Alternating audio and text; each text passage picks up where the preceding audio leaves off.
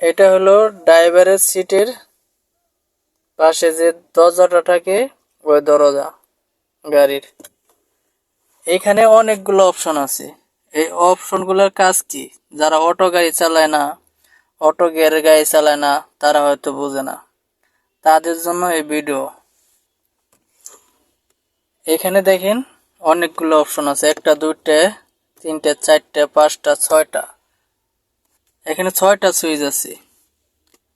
এই 6টা সুইচের কাজ হচ্ছে, গ্লাস নামে গ্লাস উঠে দরজা আনলক হয়,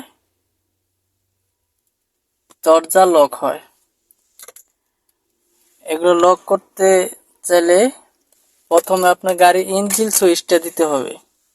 ইঞ্জিন সুইচ না দিলে আপনি লক করতে পারবেন না।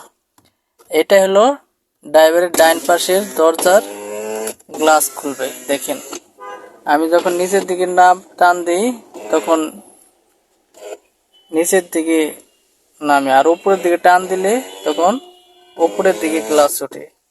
বাম আর এটা হচ্ছে বাম পাশের দরজার গ্লাস নামবে এবং উঠবে।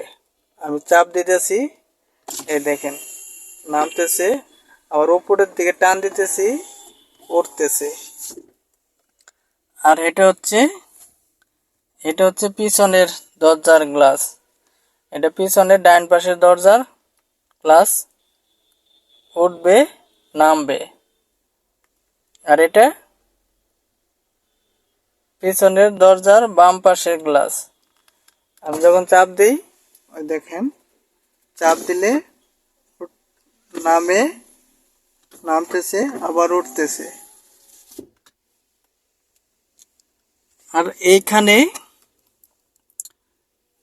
এই দুইটার অপশন হচ্ছে, এই যে দেখেন, যখন এটা চাপ দিবেন, নিচের দিকে চাপ দিলে দরজা লক হবে, আর এইখানে চাপ দিলে দরজা আনলক হবে। ড্রাইভার যদি চায় 4টা দরজা বন্ধ করে রাখবে, লক করে রাখবে, তাহলে এই পাশে চাপ দিয়ে লক করলে, আর পিছনে যারা থাকবে, বাম পাশে যারা থাকবে, তারা দরজা খুলে বের হতে পারবে না। বের হতে পারবে এই যে এইখানে, আবার বাম পাশে দরজার এই লকটা আছে। যদি এটা এই দিক থেকে এইদিকে টান দেয়, তাহলে দরজা লক খুলে গেল। মানে যে দরজা লক খুললো ওই দরজা দিয়েই বের হতে পারবে।